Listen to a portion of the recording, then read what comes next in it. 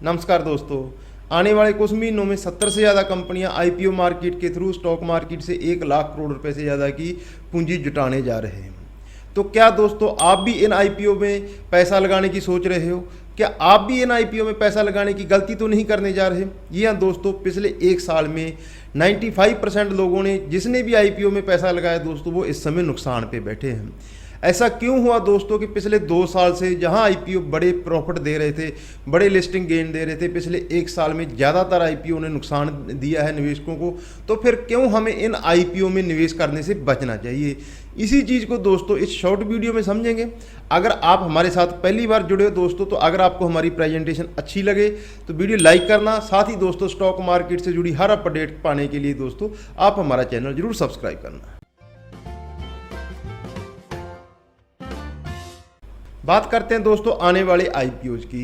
71 कंपनियां ऐसी हैं दोस्तों जिनको 1,05,000 करोड़ रुपया जुटाने के लिए सेबी से मंजूरी मिल चुकी है। 43 कंपनियां ऐसी हैं दोस्तों जिन्होंने आईपीओ के लिए अर्जी दी हुई है सेबी के पास, जिनको जल्दी ही अप्रूवल मिल जाएगा।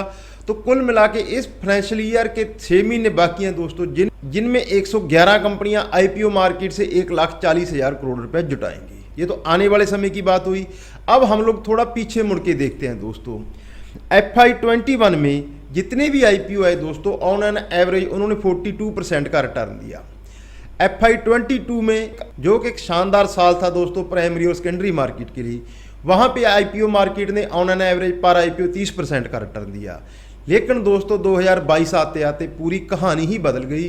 चाहे वो स्टॉक मार्केट की प्राइमरी मार्केट हो, चाहे सेकेंडरी मार्केट हो, हर जगह निवेशकों को निराशा ही हाथ लगी।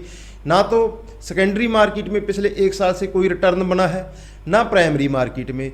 14 आईपीओ ऐसे आए हैं दोस्तों इस साल, अब तक 14 आईपीओ आ चुके हैं जिनमें ऑन एन एवरेज हमें सिर्फ 10% का रिटर्न बना है। वो भी अगर कुछ छोटे आईपीओ को निकाल दिए जिन्होंने बड़े लिस्टिंग गेन दिए तो ज़्यादातर दोस्तों नुकसान ही हाथ लगा है। बात करें देश के सबसे बड़े आईपीओ की दोस्तों, जो इसी फाइनेंशियल ईयर में आया, LIC का 20,000 करोड़ रुपए का आईपीओ।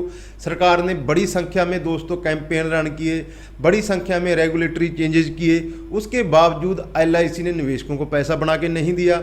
9% के डिस्काउंट के साथ लिस्ट हुआ और अभी भी अपने आईपीओ प्राइस से 30% से ज़्यादा नीचे ट्रेड कर रहा है। कुछ ऐसे और आईपीओ आए दोस्तों हाल ही के कुछ सालों में, जैसे कि नाइका हो गया दोस्तों, पेटीएम हो गया, जोमेटो हो गया, कार ट्रेड हो गया, पॉलिसी बाजार हो गया, मई इंडिया हुआ।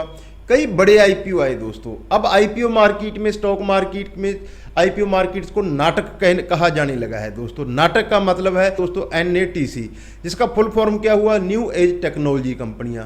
इन्हीं न्यू एज टेक्नोलॉजी कंपनियों ने लोगों का दोस्तों मोह भंग किया है आईपीओ मार्केट से। ये बड़े आईपीओ लेके आते हैं दोस्तों, बड़ी हाई वैल्यूएशन पे लेके आते हैं। ज़्यादातर इनमें OFS होते हैं। बड़े लिस्टिंग गेन के लालच में हम लोग इनमें पैसा लगाते हैं दोस्तों। ज़्यादातर इन जो भी हमने कंपनियों के नाम लिए, ज़्यादातर कंपनियां नुकसान में है। 30 से 50% अपने निवेशकों का ये पैसा गंवा चुकी है। बात करें दोस्तों रिटेल निवेशकों ने आईपीओ मार्केट में किस प्रकार से उत्साह दिखाया है।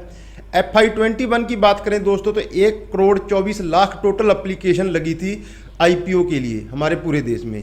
FY22 में 1,55,00,000 एप्लीकेशन लगी थी और लगभग हमने जिनको भी आईपीओ अलॉट हुआ उन्होंने 30% ऑन एन एवरेज प्रॉफिट कमाया। लेकिन FY22 में सिर्फ 70 लाख अब तक एप्लीकेशन लगी हैं जिनमें ज़्यादातर लोगों ने लॉस किया है।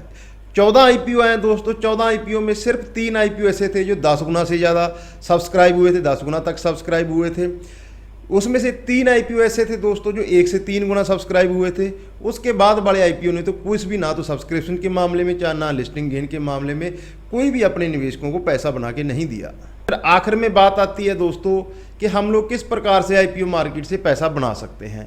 2 चीज़ों का दोस्तों एज ए निवेशक, एज ए रिटेल निवेशक, अगर हम लोग प्राइमरी मार्केट में एप्लीकेशन लगाते हैं, आईपीओ में पैसा लगाते हैं, 2 चीज़ों का ध्यान रखना चाहिए। एक तो वो OFS नहीं होना चाहिए।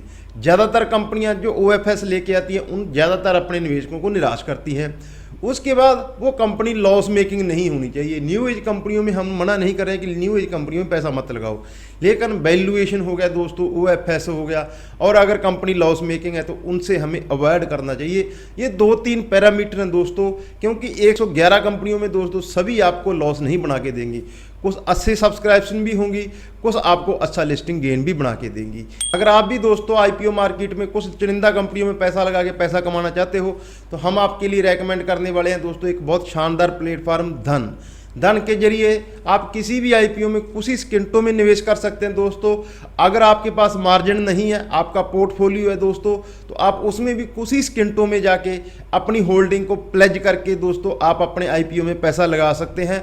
बहुत कम ब्रोकर बहुत हमें फैसिलिटी देती हैं। यहाँ पे हम अपनी स्टॉक को प्लेज करके, अपने पोर्टफोलियो को प्लेज करके आईपीओ में पैसा लगा सकते हैं। यही नहीं दोस्तों, आप अपने स्टॉक्स को प्लेज करके कमोडिटी मार्केट्स में भी ट्रेड कर सकते हैं। जर्नली दोस्तों स्टॉक मार्केट में मोस्टली ब्रोकर आपको कमोडिटी मार्केट और इक्विटी मार्केट के लिए अलग अलग अकाउंट खुलवाने पड़ते हैं, लेकिन अगर हम लोग धन के जरिए अपना अकाउंट ओपन करते हैं, आप इक्विटी मार्केट में कमोडिटी मार्केट में एक साथ ट्रेड कर सकते हो। इतना ही नहीं दोस्तों, आप इक्विटी मार्केट के पोर्टफोलियो को प्लेज करके 1500 से ज़्यादा ऐसे स्टॉक्स की लिस्ट है धन के पास, जिनको आप प्लेज करके 40 से 60% मार्जिन ले सकते हो। वहाँ से आप आईपीओ में भी निवेश कर सकते हो और कमोडिटी मार्केट्स में भी निवेश कर सकते हो। आखिर में बात आती है दोस्तों कि हम लोग किस प्रकार से आईपीओ मार्केट से पैसा बना सकते हैं। दो चीज़ों का दोस्तों एज ए निवेशक, एज ए रिटेल निवेशक, अगर हम लोग प्राइमरी मार्केट में एप्लीकेशन लगाते हैं, आईपीओ में पैसा लगाते हैं, दो चीज़ों का ध्यान रखना चाहिए। एक प्रमोटर है, कितना आईपीओ साइज है दोस्तों, क्या ओएफएस है, क्या वैल्यूएशन है, क्या कंपनी लॉस कर रही है, इन सब चीज़ों का ध्यान लगा के ही दोस्तों हम लोगों को आईपीओ में निवेश करना चाहिए।